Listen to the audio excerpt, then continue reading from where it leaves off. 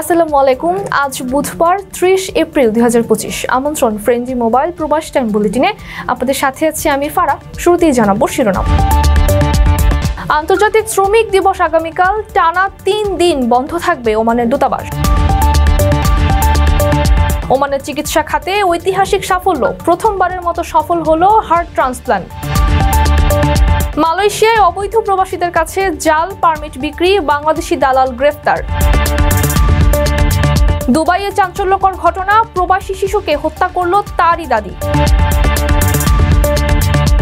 বাংলাদেশিদের জন্য নিয়োগকর্তার বিরল ভালোবাসা, বিদায় দিতে ছুটে এলেন এয়ারপোর্টে। দর্শক দেখছিলেন শিরোনাম, এবারে পুরো খবর। ওমানের সেরা রেট দিচ্ছে বাংলাদেশি প্রতিষ্ঠান গালফ এক্সচেঞ্জ। প্রিয়জনকে টাকা পাঠাতে আজই আসুন আমাদের যে কোনো ব্রাঞ্চে অথবা কল করুন স্ক্রিনে দেয়া নাম্বারে। গালফ এক্সচেঞ্জ, বাংলাদেশিদের প্রিয় এক্সচেঞ্জ। আন্তর্জাতিক শ্রমিক দিবস উপলক্ষে ছুটি ঘোষণা করেছে মাস্কোর দূতাবাস। এদিন তাদের যাবতীয় দাপ্তরিক কার্যক্রম বন্ধ থাকবে। বিষয়টি জানিয়ে ইতোমধ্যেই বিজ্ঞপ্তি দিয়েছে দূতাবাস কর্তৃপক্ষ। সঙ্গে পরবর্তী 2 দিন ওমানের সাপ্তাহিক ছুটি হওয়ায় টানা 3 দিন বন্ধ থাকবে দূতাবাস। সোমবার থেকে যথারীতি অফিস কার্যক্রম চালু হবে।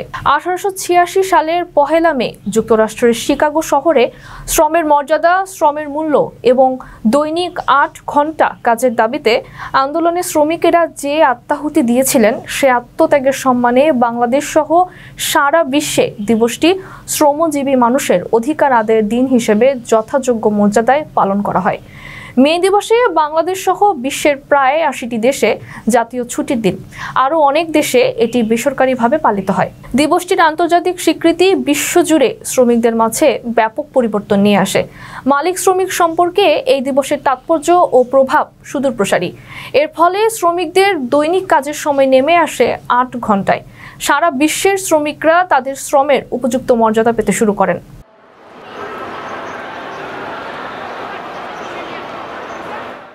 আপনার স্বপ্নগুলো আকাশ ছুবে প্রবাসীর হেলিকপ্টারের মাধ্যমে। বিয়ে, জন্মদিন অথবা যে কোনো বিশেষ প্রয়োজনে হেলিকপ্টার ভাড়া করতে যোগাযোগ করুন স্ক্রিনে দেয়া নাম্বারে। প্রবাসীর হেলিকপ্টার, নিরাপদ ও সাশ্রয়ী বাহনের বিশ্বস্ত নাম।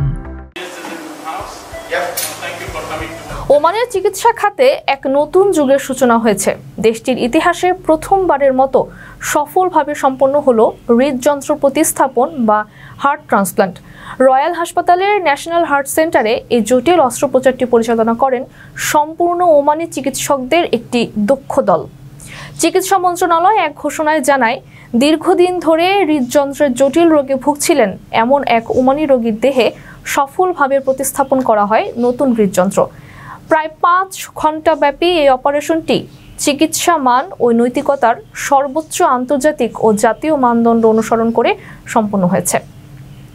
অস্ত্রোপচারটির নেতৃত্ব ও তদারকি করেন স্বয়ং স্বাস্থ্যমন্ত্রী ও খ্যাতিমান হার্ট সার্জন ডক্টর হিলাল বিন আলী আল সাপ্তি। তিনি নিজেও অপারেশন থিয়েটারে অংশগ্রহণ করেন। মন্ত্রী বলেন, এই সাফল্য ওমানের স্বাস্থ্য খাতে অগ্রগতির শক্তিশালী প্রমাণ, যার মাধ্যমে প্রমাণ হয়েছে ওমানি চিকিৎসা ব্যবস্থা এবং এই দেশের ডাক্তাররা অত্যন্ত যোগ্যতা সম্পন্ন। রয়্যাল হাসপাতালের পরামর্শক কার্ডিয়াক সার্জন ডক্টর কাসিম বিন সালেহ আল আবরি জানান, এবারই প্রথমবারের মতো হার্ট ট্রান্সপ্লান্ট পুরোপুরি ওমানি চিকিৎসকদের হাতে সম্পন্ন হয়েছে। এটি বহু বছর ধরে চলা প্রশিক্ষণ, প্রস্তুতি ও পরিকল্পনার বাস্তব রূপ। এই ঐতিহাসিক ঘটনা ওমানের চিকিৎসা খাতকে শুধু দেশীয়ভাবেই নয়, আন্তর্জাতিক পরিমণ্ডলেও নতুন উচ্চতায় নিয়ে যাবে বলে মনে করছেন সংশ্লিষ্টরা। আল্লাহ সুবহানাহু ওয়া তাআলা في البداية بعد ما ظهرت فيه حالة مرض القلب كنت واجه يعني مشاكل كثيرة. রেমিটেন্স যোদ্ধাদের ঢাকায় বিশেষ ছাড়ে রেডি ফ্ল্যাট দিচ্ছে শতভাগ বিশ্বস্ত ও নির্ভরযোগ্য প্রতিষ্ঠান প্রবাসীর সিটি। মালয়েশিয়ায় অবৈধ প্রবাসীদের কাছে জাল পারমিট বিক্রি করার অভিযোগে এক বাংলাদেশিকে আটক করেছে দেশটির অভিবাসন বিভাগ। সোমবার কুয়ালালামপুরে এক বিশেষ অভিযানে তাকে আটক করা হয়। Immigration director general Datuk Zakaria সাবান বলেছেন, আটক বাংলাদেশি জাল পারমিট তৈরির সিন্ডিকেটের মূল পরিকল্পনাকারী বলে ধারণা করা হচ্ছে।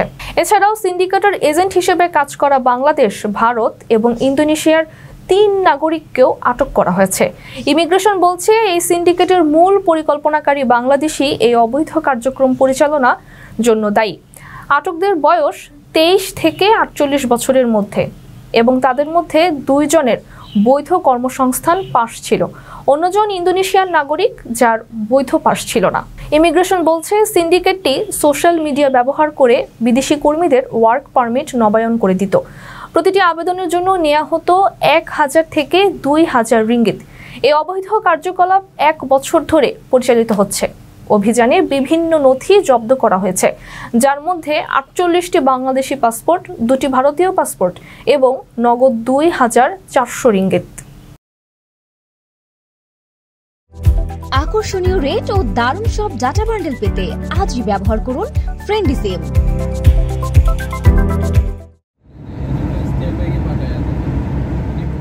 আমিরাতের দুবাইয়ে এক প্রবাসী প্রতিবন্ধী শিশুর সঙ্গে ঘটল নির্মম ঘটনা।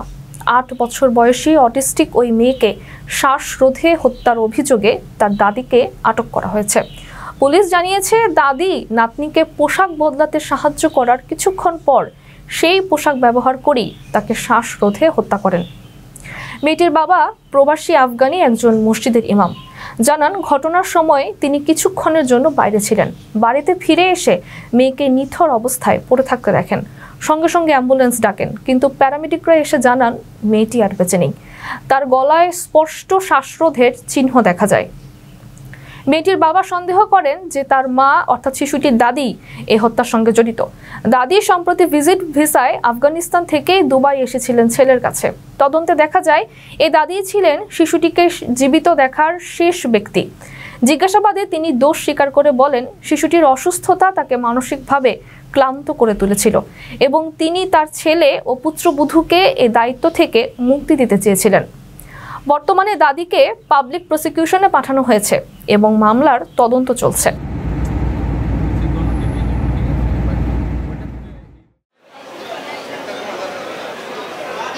18 বছর নিষ্ঠার সঙ্গে কাজ করে অর্জন করেছেন মালিকের আস্থা ও বিশ্বাস। বিনিময়ে অর্থ তো পেয়েছেনই, সঙ্গে কুড়িয়েছেন অফুরান ভালোবাসাও। বিদায় বেলায় সেই ভালোবাসার দৃষ্টান্ত আরেকবার দেখা গেল কুয়ালালামপুর আন্তর্জাতিক বিমানবন্দরে। বাংলাদেশি কর্মীদের বিদায় জানাতে বিমানবন্দরে ছুটে এসেছেন মালয়েশিয়ায় একটি বাগানের মালিক এন মুস্তাফা কামাল। জানা গেছে এখন থেকে 1.5 যুগ আগে তার সেই বাগানে কাজ করতে আসেন একদল বাংলাদেশি। সেখানে টানা 18 বছর ধরে দক্ষতা ও নিষ্ঠার সঙ্গেই কাজ করেন তারা। অবশেষে দেশে ফেরার সময় হয় তাদের। মঙ্গলবার বিমান ধরার সময় কর্মীদের বিদায় জানাতে বিমানবন্দরে ছুটে আসেন নিয়োগকর্তা মুস্তাফা। এ সময় সেখানে এক আবেগঘন পরিবেশের সৃষ্টি হয়। শেষবারের মতো একে একে কর্মীদের বুকে বুক মেলান মালিক। বিরল এই দৃশ্য প্রত্যক্ষ করেন আশেপাশের বহু মানুষ। কর্মীদের বিদায় দেওয়ার মুহূর্তের একটি ভিডিও মুস্তাফা কামাল সামাজিক যোগাযোগ মাধ্যমে পোস্ট করেন। ক্যাপশনে লেখেন, দীর্ঘ 18 বছর ধরে একদল বাংলাদেশি কর্মী আমার বাগানটি বিশ্বস্ততার সঙ্গে পরিচর্যা করেছেন। তাদের ছাড়া বাগানটি আজকের এই পর্যায়ে পৌঁছাতে পারত না। আজ তাদের বিদায় জানানোর সময় এসেছে। তারা তাদের মাতৃভূমিতে ফিরে যেতে বাধ্য হচ্ছেন। তাদের সকল সেবার জন্য ধন্যবাদ। আমরা তাদের এই অবদান কখনোই ভুলব না। দর্শক, দেখছিলেন ফ্রেন্ডলি মোবাইল প্রবাস টাইম বুলেটিন। শেষ করার আগে শিরোনামগুলো জানিয়ে দিচ্ছি আরো একবার। আন্তর্জাতিক শ্রমিক দিবস আগামীকাল, টানা 3 দিন বন্ধ থাকবে ওমানের দূতাবাস।